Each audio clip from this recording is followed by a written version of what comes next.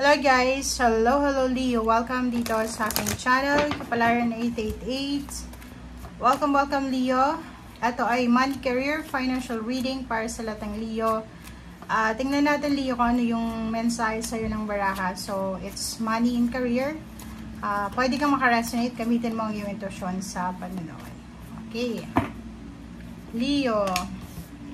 2 cards. Healing the past, receiving from the angels. Okay. So, yun yung first 2 cards mo, Leo. So, ito ay money, career, financial reading. Meron ka din second 2 cards dito, closure. Okay, so, etong dalawa, same energy. Ito din, same energy. Okay. So, Leo, kung makikita mo dito, closure, healing the past.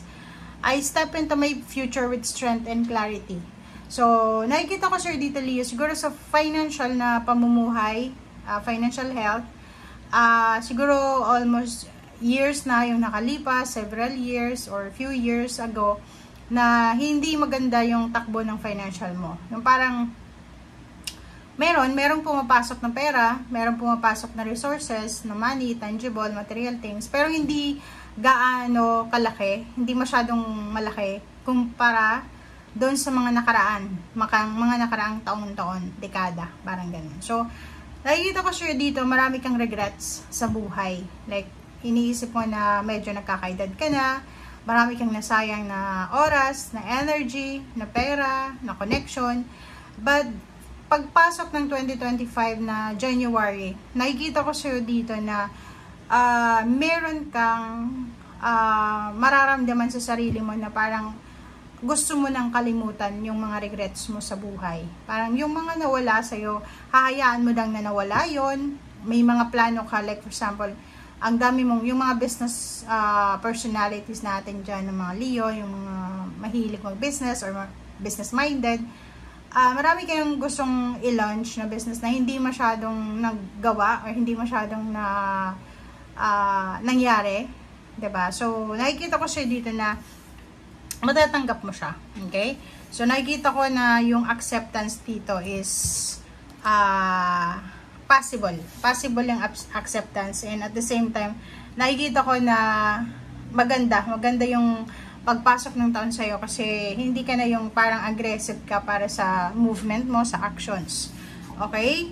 So, next is receiving from the angels. So, be attentive, be careful, Leo, kasi maraming messages, maraming communication, information, guides na pwede kang makuha from angels, synchronicities, sa panaginip, sa kung ano man na pwedeng makatulong sa'yo para makuha mo kung ano yung matagal mo nang hinahanap na mensahe or guidance.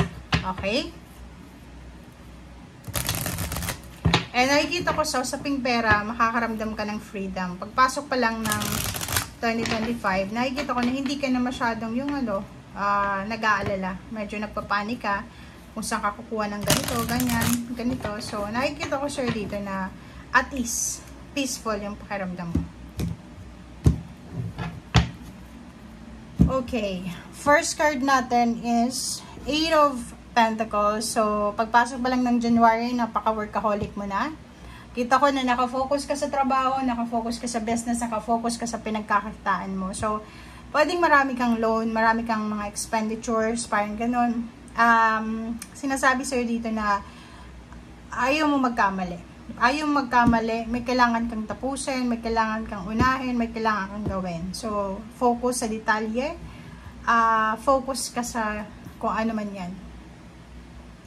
Yung iba din sa inyo dito, posibleng starting this January, kailangan yung mag-double time sa pagtatrabaho. Siguro dahil may bala kayong bumili ng sasakyan, bumili ng bahay, bumili ng lupa, lumipat ng bahay, parang ganun. So, parang kailangan mo mag-double time para makaproduce ng certain amount of money para sa plano mo tong ito. Okay? May mga wedding anniversaries, may wedding talaga, merong mga additional member ng family, celebration, or kano pa man.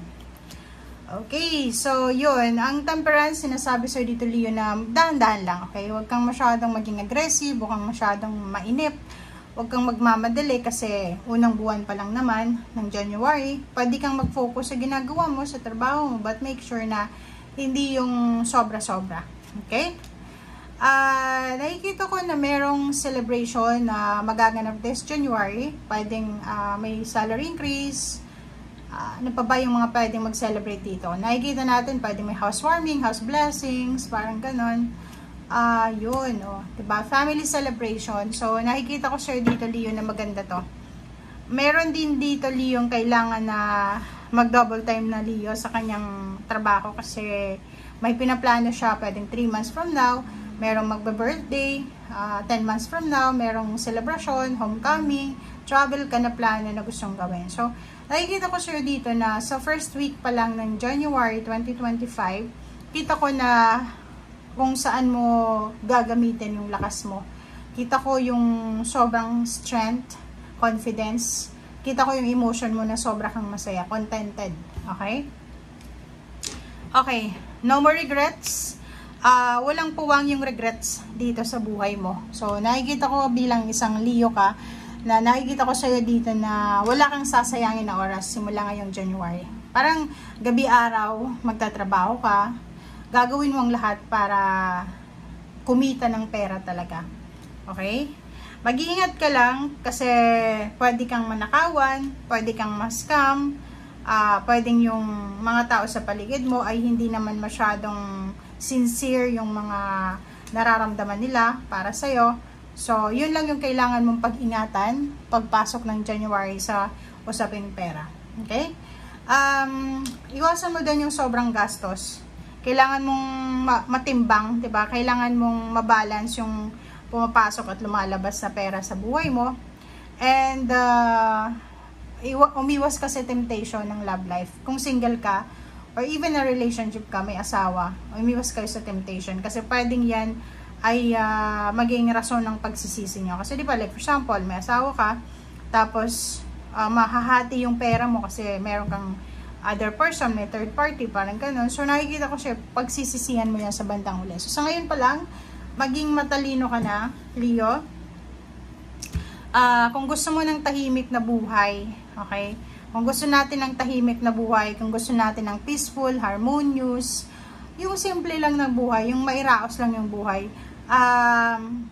tuwid na direksyon ang sundin natin, okay? Umiwas tayo sa temptation kasi yung temptation na yan, naandyan talaga yan. Okay, may mga love life, pwedeng may asawa ka, malayo sa asawa mo, malayo sa boyfriend, girlfriend, may isang tao na papasok sa buhay mo, 'di ba? Yung purpose mo ng pagpunta diyan sa ibang bansa is para sa pamilya, and then pagdating mo, na-tempt ka, parang ganun. So, ingat-ingat ka. Yun lang yung kailangan mong pag-ingatan ngayong taong ito. Okay? Since it's a year of the snake, maraming mag-shed ng skin, maraming mga sneaky person ngayon, maluloko, manggagancho, mang-scam. So, ingat-ingat ka. Okay?